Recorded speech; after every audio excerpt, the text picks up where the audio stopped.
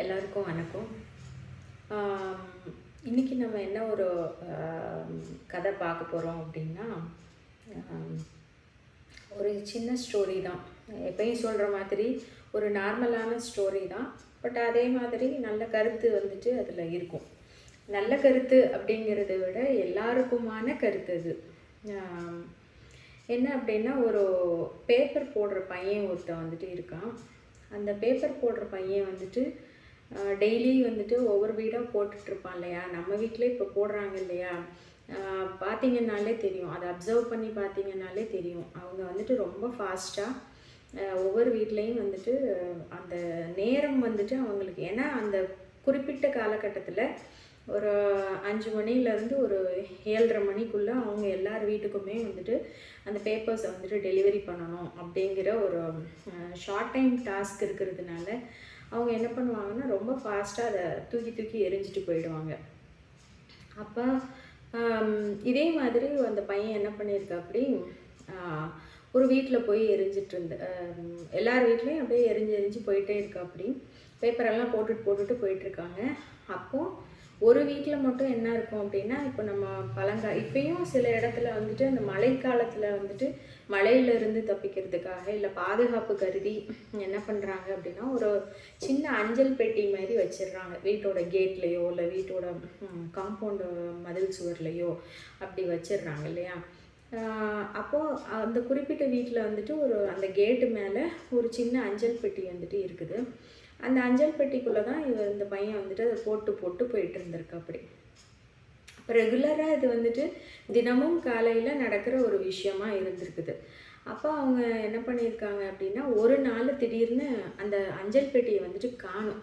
அப்போ இந்த பையன் யோசிச்சிருக்கான், என்னடா இந்த வீட்டில் வந்துட்டு நம்ம எப்பயுமே இந்த பாக்ஸ்குள்ளே தானே போட்டு போவோம், இன்றைக்கி அந்த பாக்ஸை காணோமே அப்படின்னு சொல்லிட்டு அந்த காலிங் பெல் அமுத்துறப்ப அங்கேருந்து ஒரு அந்த வீட்டு பெரியவர் வந்துட்டு வர்றாரு.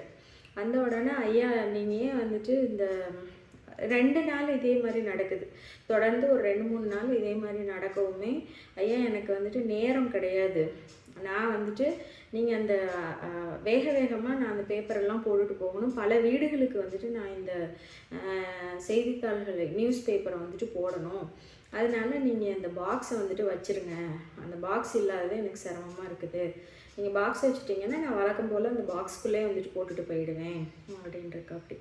அப்போ இந்த முதியவர் என்ன சொல்கிறாரு அப்படின்னா, தம்பி நீ வந்துட்டு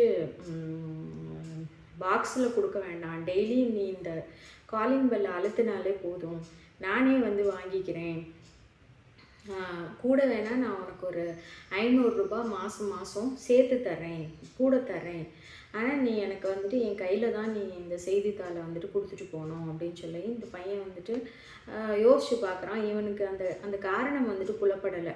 எதனால ஒருத்தர் வந்துட்டு தேவையில்லாத ஒரு விஷயத்துக்காக நமக்கு 500 ரூபாயும் கொடுக்குறேன்னு சொல்கிறாரு, இதுக்கு பதிலாக அந்த அந்த பாக்ஸையே அவர் வச்சுட்டு போயிடலாமே அப்படின்ட்டு அந்த காரணத்தை தெரிஞ்சுக்கணும்னு சொல்லிட்டு அந்த முதியவர்கிட்டே வந்துட்டு கேட்குறாப்படி. ஏன் தாத்தா இந்த மாதிரி நீங்கள் பாக்ஸை வைக்காமல் 500 ரூபாய் எனக்கு சேர்த்து தரேன்னு சொல்கிறீங்க அப்படின்னு கேட்டதுக்கு அவர் சொல்கிறாரு, தம்பி எனக்கு ஒரு வாரத்துக்கு முன்னாடி என்னோட மனைவி வந்துட்டு தவறிட்டாங்க, நான் வந்துட்டு இப்போ தனியாக தான் இருக்கேன் இந்த வீட்டில், எனக்கு ஒரு மகனும் மகளும் உண்டு, ஆனால் அந்த மகனும் மகளும் வந்துட்டு வேறு இடத்துல கல்யாணம் பண்ணி போயிட்டாங்க, அவங்க எல்லாரும் வந்துட்டு ஃபாரினில் வந்துட்டு செட்டில் ஆகிட்டாங்க, அதனால என்னை பார்க்குறதுக்கு வந்துட்டு நானும் என் மனைவியுமா தான் எங்களோட முதுமை காலத்தை வந்துட்டு தனிமையில் கழித்தோம், அவள் இருந்த வரைக்கும் எனக்கு வந்துட்டு அந்த தனிமைங்கிற ஒரு கஷ்டம் தெரியல, ஆனால் இப்போ வந்துட்டு எனக்கு அது ரொம்ப சங்கடமாக இருக்குது, யாரு கூடயும் என்னை வந்துட்டு பேசுறதில்ல வைக்கிறதில்ல, ஏன்னா நான் அக்கம் பக்கத்தில் உள்ளவங்க கூட நான் வந்துட்டு நான் இளமையாக இருந்த காலத்தில் நான் அவங்களோட ஒரு நெருங்கிய நட்பு வச்சுக்கணும், அவங்க எல்லாரும் வந்து என்கிட்ட நல்லா பேசின காலத்தில் நான் அவங்களோட சொசைட்டல் ஸ்டேட்டஸ், அதாவது பணம், வசதி படைத்தவர்கள், வசதி இல்லாதவர்கள், அந்த மாதிரி மனசில் வந்துட்டு யோசித்து நான் அவங்க என்கிட்ட பேச வர்றப்ப நான் அவங்களுக்கு வந்துட்டு சரியான ஒரு முறையில் பதிலளிக்கலை, ஒரு நல்ல முறையில் நான் அவங்க கூட பழகலை. ஆனால் என் மனைவி இறந்ததுக்கப்புறமா சொந்த பந்தங்கள் எல்லாம் வந்துட்டு வந்தாங்க, செஞ்சாங்க. ஒரு 3ஆம் நாள் சாமி கும்பிட்றது அந்த மாதிரி சில சம்பிரதாயங்கள்லாம் இருக்கும் இல்லையா, அதெல்லாம் முடிச்சுட்டு அவங்கவுங்க வேலையை பார்த்துட்டு கிளம்பிட்டாங்க. எல்லாருக்குமே அவர்களோட குடும்பம் இதெல்லாம் இருக்கு இல்லையா, பார்க்கணும். அதனால நான் அவர்களையும் தப்பு சொல்லலை. அவங்க இந்த மாதிரி கிளம்பிட்டாங்க. 1க்கு 2ஆக எனக்கு கூட நின்று செஞ்சது வந்துட்டு என்னோட அக்கம் பக்கத்தினர் தான். ஆனால் அதுக்கப்புறம் வந்துட்டு நான் அவங்கக்கிட்ட சரியாக பேசாததுனால இப்போ அவங்களும் என்கிட்ட அந்தளவுக்கு பேசுறதில்ல. நான் தனிமையாயிட்டேன், ரொம்ப தனிமையாயிட்டேன். ஒருவேளை எனக்கு வந்துட்டு மரணம் நிகழ்ந்தால் கூட என்னை கண்டுக்கிறதுக்கு வந்துட்டு ஆள் கிடையாது. அதனால நீ என்ன பண்ணுற அப்படின்னா, டெய்லி இந்த பேப்பரை வந்துட்டு என் கையிலே கொடு, காலிங் பெல் அமுத்தி டெய்லி நானே வந்து உங்ககிட்ட வாங்கிக்கிறேன். ஒருவேளை நீ காலிங் பெல்லை வந்துட்டு அமுக்கிறப்போ நான் வந்துட்டு வெளியில் வந்து வாங்கலை அப்படின்னா நான் அன்னைக்கு இறந்திருக்கக்கூடும், நான் செத்து போயிருக்கலாம். அதனால நான் ஒருவேளை செத்து போயிட்டேன் அப்படின்னு தெரிஞ்சிச்சுன்னா நீ அக்கம் பக்கத்துக்கு வந்துட்டு சொல்லிடு. ஒரு வாட்ஸ்அப் நம்பரையும் கொடுத்து, இது வந்துட்டு என்னோடய பையனோடது, எனக்காக நீ ஒருவேளை நீ காலிங் பெல் அமுத்தி நான் அன்னைக்கு வரலை அப்படின்னா நான் இறந்துருப்பேன் இல்லையா, அந்த இறப்பு செய்தியை கூட என்னோட மகனுக்கு நீ வாட்ஸ்அப்பில் வந்துட்டு ஒரு ஆடியோ மெசேஜ் மூலமாக சொல்லிடு அப்படிங்கிற மாதிரி அந்த விஷயத்தை வந்துட்டு பதிவு பண்ணுறாரு அந்த நியூஸ் பேப்பர் போடுற பையன்கிட்ட. அப்போ அந்த பையனுக்கு வந்துட்டு இவர் சொல்லி முடிக்கல, கண்ணு நிறைய ஒரே தாரையாக தண்ணி. ஏன் அப்படின்னா அவனால் அந்த எமோஷனலை வந்துட்டு கட்டுப்படுத்த முடியல. இந்த கதையை கேட்குற எல்லாருக்குமே அதே மாதிரியான எமோஷன்ஸ் வந்துட்டு வரும், கம்பல்சரி வரும். நம்மளில் பல பேர் வந்துட்டு சில சமயங்களில் அந்த 50-60 வயதை கடந்தவர்கள் என்ன பண்ணுவாங்க அப்படின்னா, அந்த தனிமையின் காரணமாக வாட்ஸ்அப்பில் வந்துட்டு நமக்கு ஒரு குறுஞ்செய்தி அனுப்பக்கூடும். குட் மார்னிங் அனுப்புவாங்க, குட் ஈவினிங் அனுப்புவாங்க, சின்ன சின்ன விஷயங்கள்லாம் வந்துட்டு நம்ம அனுப்புவாங்க. ஆனால் நம்ம வந்துட்டு அதுக்கெல்லாம் ரெஸ்பான்ஸ் பண்ண தவறிடுவோம். இவங்களுக்கு வேலை கிடையாது, இவங்க சும்மா ரிட்டையர்ட் ஆகி வீட்டில் இருந்துட்டு இந்த மாதிரி பண்ணுறாங்க வைக்கிறாங்க, நம்ம வந்துட்டு இப்போ வேலையில் இருக்கிறோம், நம்மளால் அவங்கள வந்துட்டு கண்டுக்கிற முடியல, அந்த மாதிரியான சூழ்நிலைகள் வந்துட்டு இருந்தால் கூட உங்களுக்கு சொந்தமான உங்களுக்கு வேண்டிய முதியோர்களை வந்துட்டு எப்பயுமே நீங்கள் வந்துட்டு ஒதுக்க வேண்டாம். அவங்க வந்துட்டு தனிமையாக இருக்கிறாங்க, உங்களை தான் அவங்க டிபெண்ட் ஆகிருக்காங்க அப்படின்னா நீங்கள் வந்துட்டு அவங்களுக்காக ஒரு கூடுதல் கவனம் வந்துட்டு செலுத்த வேண்டியது உங்களுடைய தலையாய கடமை அப்படின்னு தான் நம்ம சொல்லணும். ஒருவேளை அந்த மாதிரி ஒரு குட் மார்னிங் மெசேஜ் வருதோ, குட் ஈவினிங் மெசேஜ் வருதோ, இந்த மாதிரி கூட இருக்கலாம். இன்னும் நான் உயிர்ப்போடு இருக்கிறேன் அப்படிங்கிறத தன்னுடைய உறவுகளுக்கு வந்துட்டு அவங்க தெரியப்படுத்திக்கிட்டே இருக்கலாம். ஏன்னா தனிமை கொடுமையானது. அது வந்துட்டு ஒவ்வொருத்தங்களுக்கும் வந்துட்டு ஒவ்வொரு மாதிரியான எண்ண ஓட்டங்களை வந்துட்டு தரக்கூடியது. அப்போ நம்ம வந்துட்டு நீங்கள் பாதுகாப்பாக இருக்கீங்க, உங்களை நான் கண்காணிச்சுட்டு தான் இருக்கிறேன், உங்களுக்காக நான் இருக்கிறேன் அப்படின்னு அவங்களுக்கு உணர்த்தக்கூடிய ரெஸ்பான்சிபிலிட்டியும் நம்மளோடது தான்.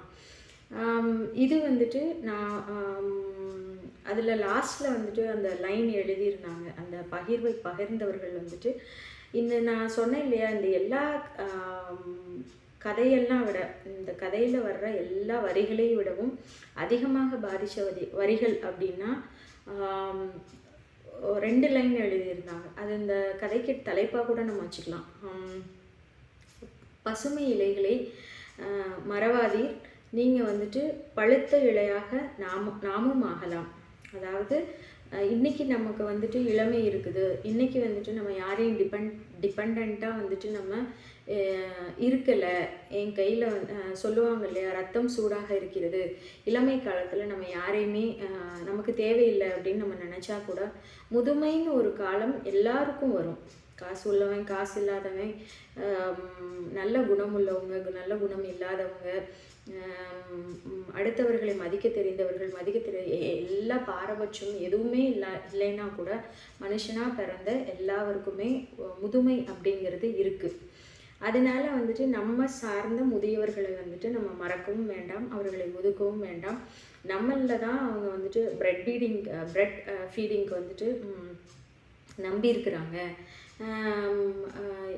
இல்லை காசெல்லாம் அவங்க நிறையா வச்சுருந்தா கூட நம்மளை வந்துட்டு நம்ம தான் அவங்கள பார்த்துக்கணும் அப்படிங்கிற ரெஸ்பான்சிபிலிட்டி நம்மளோடது அப்படின்னா அவங்கள வந்துட்டு எவ்வளவு வேலைப்பளுவுக்கு நடுவிலையும் நம்ம வந்துட்டு அவங்கள கண்காணிச்சுட்டே தான் இருக்கணும். அவங்க எந்த மாதிரி பண்ணுறாங்க, என்ன என்ன தேவை அவர்களுக்கு அப்படிங்கிறது வந்துட்டு ரொம்ப ரொம்ப முக்கியமான ஒரு விஷயம். எல்லா இலையுமே ஒரு நாள் பழுத்த இலையாக தான் வந்துட்டு மாறும். அது நமக்கும் நடக்கும் அப்படிங்கிறத யாரும் மறந்துட வேண்டாம். தயவு செஞ்சு நம்மை சார்ந்த முதியவர்கள் மீது அதிக அக்கறையோடும் கண்காணிப்போடும் நடந்து கொள்வது நம்ம மனித நேயத்தோட உயிர்ப்போட உணர்வுகளோடு இருக்க வேண்டிய கட்டாயம் நம்மளோடது. மிக்க நன்றி.